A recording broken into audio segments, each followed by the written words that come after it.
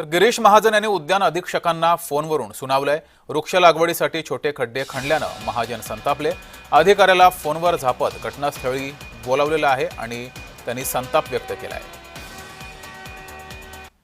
5 bye 5 डोकं ठेवणार आहे का? वडाचं 5 बाय 5 लावणार आहे का?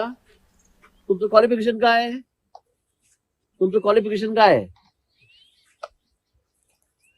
मग कॉम्प्युटर सायन्स करून इथे काय झाडं लावायला कशासाठी आलं? इथे गार्डन बघायला कोणी ठेवलं तुम्हाला इथे? म्हणजे मला कळत नाही काय तुम्ही आपल्या 5 बाय 5 वर तुम्ही वडाचे पिंपळाचे झाडं लावताय का? मग काय लावताय इथे?